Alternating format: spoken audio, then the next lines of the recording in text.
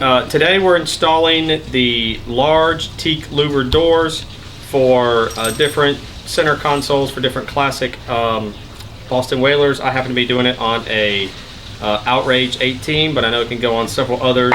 This will be the procedure for this large front center louvered door. The first step, if you get it already varnished, it comes with 5 coats of varnish. You'll want to go ahead and do the additional maintenance coats, 3 to 5 more coats of varnish, and I'll show you how to do that as well. And then we'll come back and install the hardware on this. We've already done the maintenance coats on this. We've got up to 8 to 10 total coats of varnish on here, so that should give us good lasting protection for several years without having to do additional coats depending on how much it is in the sun. With this kit, you get the hardware bag that's got all the nuts and bolts and screws needed for the hinges, as well as to put this in your console. It also comes with a couple hinges and the lock. So the first thing we're going to do is we're going to put the hinges on the door itself, not the frame. So we're going to start with the hinges on the door. We're going to put the hinges on the side opposite of the hole. So if your hole for the lock is over here, we're going to put the hinges this way. And a good place to put them, it doesn't have to be exact since it's all new, you're making new holes for everything. But right here where this joint is, where the horizontal piece and the vertical piece here is, I like to just put it right there on the edge. So we're going to put it each on the edge there, and we're going to drill one pilot hole in this top for both of them. Drill one hole, put the screw in there, and that way it doesn't move and the other holes are in perfect shape. The big thing is when you're drilling this hole, don't just put the screw in there. You do need to drill a pilot hole, and you want to use a small drill bit. I'm using, I believe it's a 16th drill bit, just enough to get that hole started. And so it makes the screw, you don't want to split any wood or anything like that. So come in here, I'm going to put one pilot hole right here in the middle. And this, when you're drilling, it's also important that you don't go all the way through. So you can kind of gauge by how long your screw is to how far down you need to go. When you're drilling your hole, make sure you push this hinge all the way in.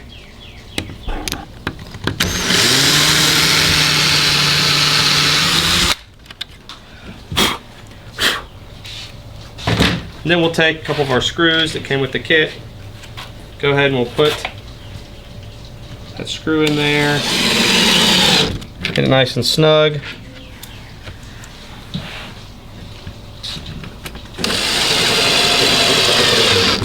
All right, now that that's not going anywhere, we can go ahead and drill the other pilot holes.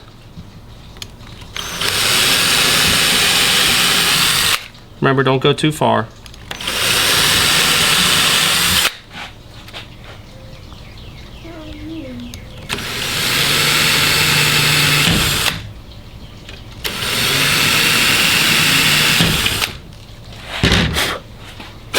If you're concerned about going all the way through, an easy way to make sure that you don't go too far, you can take a piece of blue painter's tape or anything and just put a piece of tape right around the drill bit at the depth of the screw, and that way you know you're not going to go too far. All right, now we've got everything drilled. Put these other screws in here. Don't overdrive them. Don't want to strip them out. Just get them snug.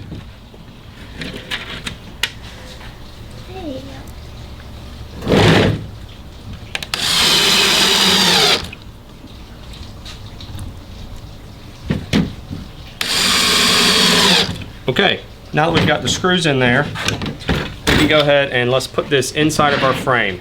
On the frame, you've got this nice lip that goes up to help keep rain coming in from behind the door.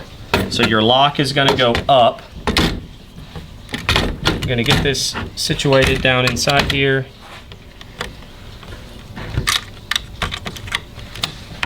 All right, so once you get it set in here, what you want to do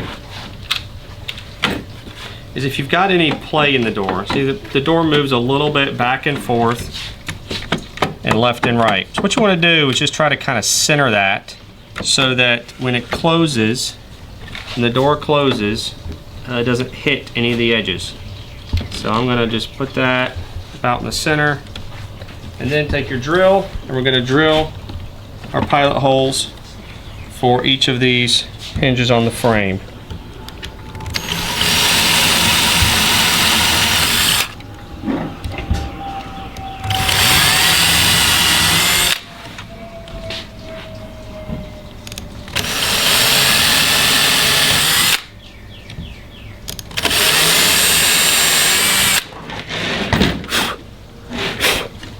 All right, thank you, Mr. Seth. It's always good to have a good helper. Right, Seth? Thank you, sir.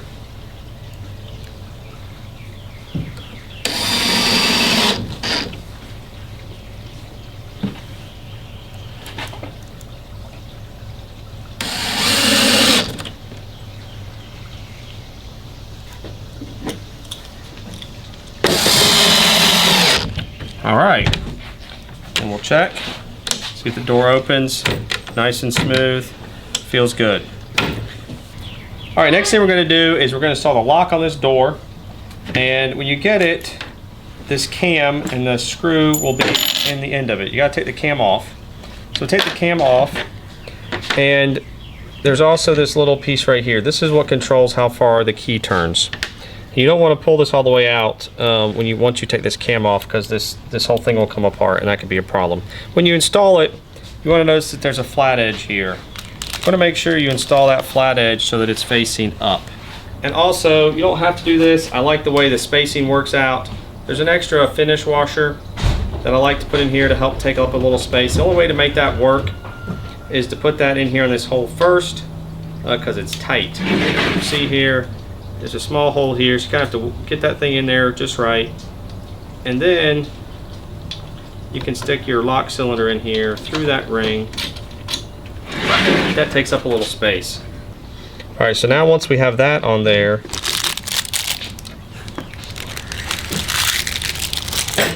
in the packet that comes, there's this little washer that has spurs on it. It's got 4 spurs, kind of spikes.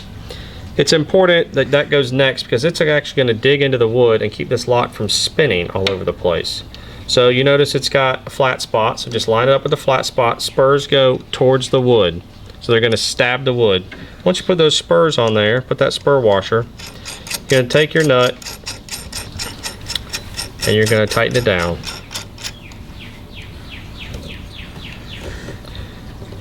And then you can tighten it all the way down. Depending on what you have, I happen to have a ridiculously large crescent wrench here. I'm going to take that and just work my way around. As you're tightening it in there, those spurs are going to get dug into. All right, that's pretty good. That's not spinning or going anywhere. All right, so now once you have that, you want to take your key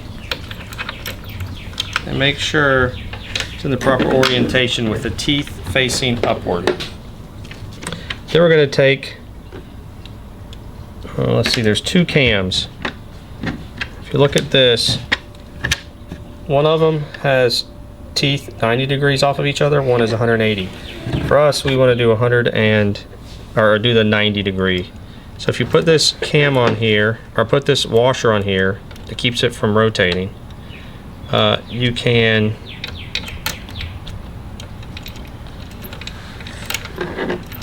turn it so that when it's locked, the key is facing straight up. When it's unlocked, it's turning to the left. So get that rotated the proper way, and then we'll take this right here, this cam that's angled, and actually we're going to turn it back towards the door. I believe that's the right orientation.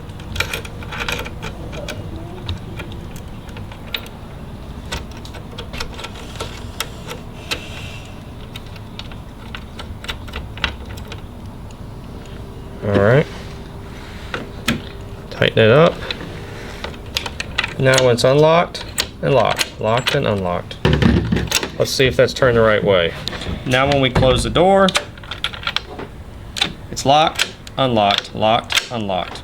Now this is an optional step. Something I like to do is this piece of wood is going to take some abuse over time. Well, you've got these extra cams that come with it. I like to install this extra cam right underneath this lock on the wood, and that way that metal's taking all the abuse, not your nice new teak wood. Now in order for that to work, you're going to need to drill a couple holes in there. So I'm going to drill a couple holes, 2 holes in this with I believe an 1/8 inch bit will be right, that will allow me to put a couple of these screws through it into the wood and just protect that wood.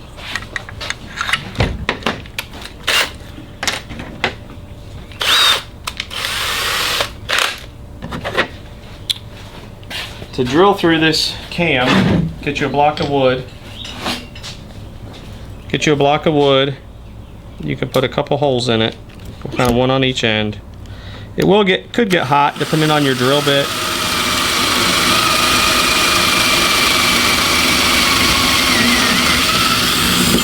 All right, there's one. I've purposely kind of offset it to one side. That's because it'll hang over the wood a little bit. So doing the same thing, I'm going to come over here, a little bit offset, and drill through here.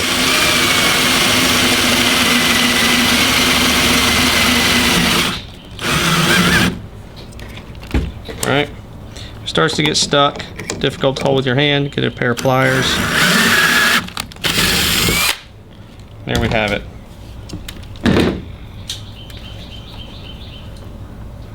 In this case, it's hot. I'm going to drop it in a bucket of water, cool it off.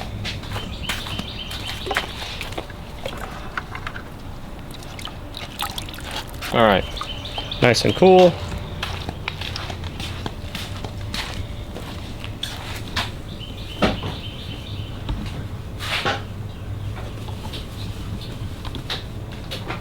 Dry it off. Stick it back under here. And then just like we did with the hinges, we're going to do a pilot hole so we don't split the wood. Switch back over to like a 1/16 of an inch bit. Go right here.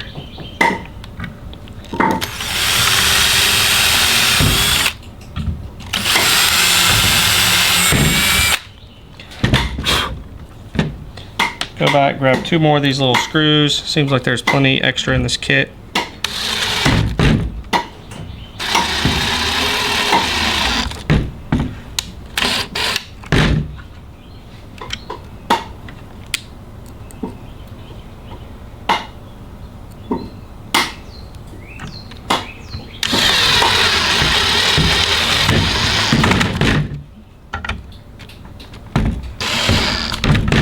There we have it. That also makes it nice and tight. It's got a nice tight door lock. Very little play.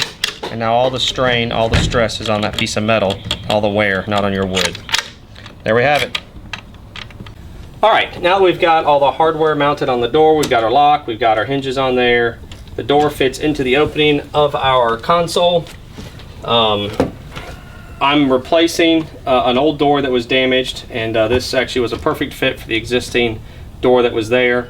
My old door, this top rain guard piece came off. The new door is nicely applied, got teak plugs in it, and so because of that, I don't think I'm going to be able to or want to put screws or bolts through the top of this. And so I think what would be a good option would be to put 2 screws or 2 bolts on the sides and 2 bolts on the bottom, but I'm going to go about 2 inches down from the tops and a couple inches up from the bottom, and then probably just a little bit, half an inch or so in from this hinge. That's what's going to take a lot of abuse. I'm going to put a bolt right there on this part of the hinge. So I'll go ahead and do 6 bolts, 2 on the sides, 2 on the bottom. When you measure this and to drill, if you have existing holes you want to use, that's fine. Depending on the configuration of the door, I'm just going to drill all new holes through the wood and through the fiberglass. Just remember, you've got about half an inch or so of wood here that you need to be outside of that to get into that fiberglass. So probably this is 1.5 inches wide. You're probably going to want to shoot for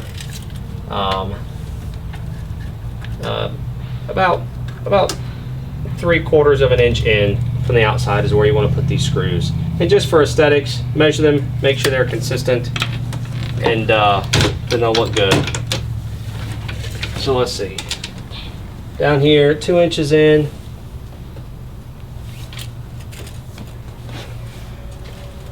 Inches down on each side.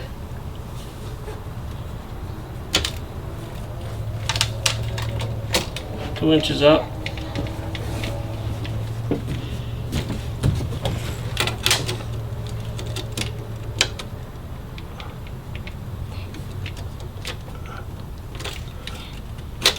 And then it'll be about 2.5 inches in from the left and the right.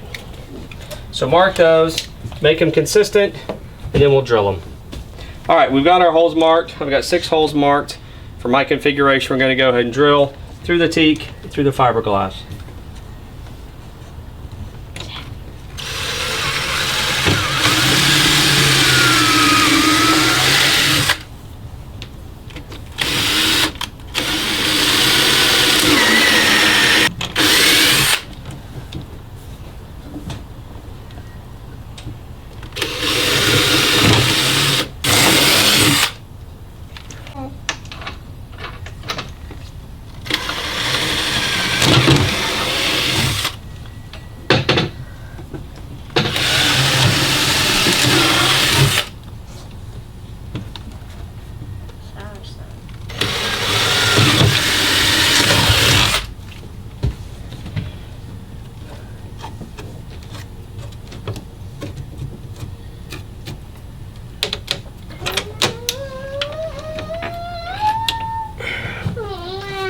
All right, now that we've got the holes drilled, we'll go ahead and put our nuts and bolts in, put our bolt through, and then followed by a washer, and then the lock nut.